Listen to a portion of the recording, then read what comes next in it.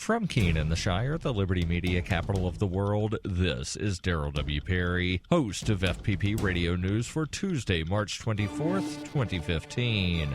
Silver is trading at $16.89 per ounce. Gold is valued at $1,187 per ounce. And according to BitcoinAverage.com, the average price of Bitcoin is $267.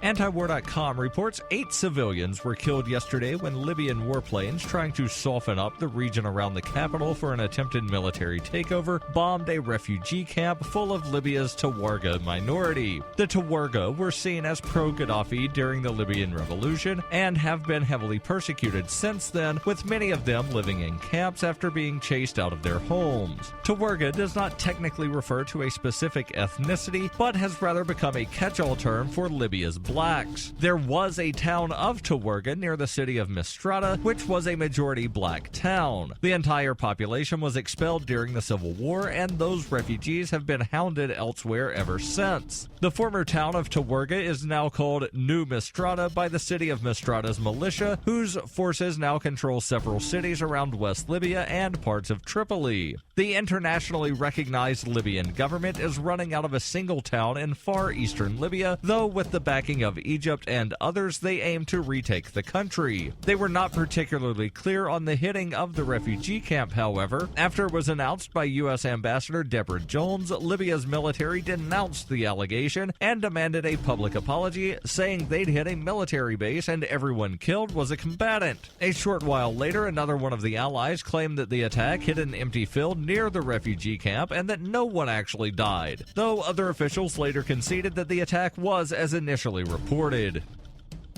For over 35 years, Robertson Roberts has been a trusted source for buying and selling your investment-grade precious metals. They also take Bitcoin for precious metal purchases and permanently removed the minimum purchase order for all orders paid in the digital currency. Call Robertson Roberts today for knowledgeable advice on investing and a forward-thinking approach to new technologies. 850-478-5270 or online at rrbi.co.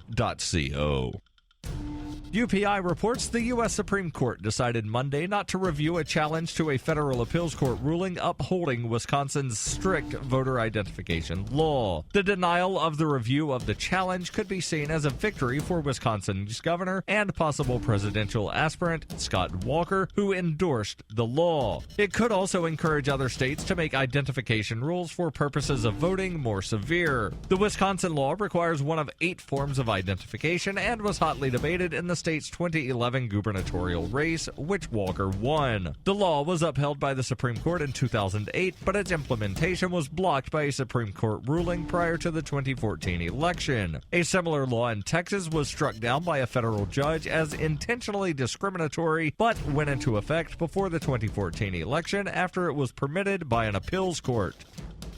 In Survivor Max by Davi Barker, 11-year-old Max must survive the zombie apocalypse alone in New Hampshire. Slow-moving and non-thinking, the lame brains swarm his home searching for living flesh. Max must apply his Porcupine Freedom Scouts training to plan his escape, but first he must prove that he's too smart to die. Look for Survivor Max on Facebook and Amazon, or read Chapter 1 free at survivormax.com.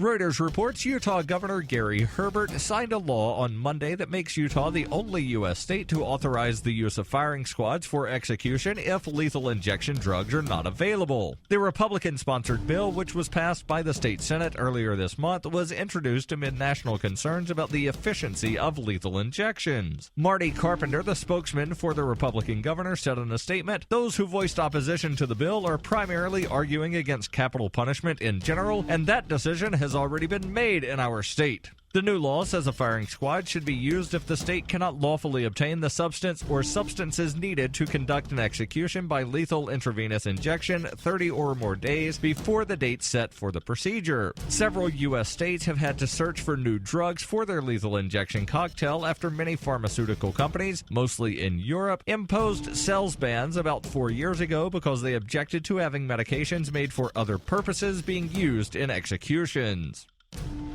This has been FPP Radio News, online at fppradio.com.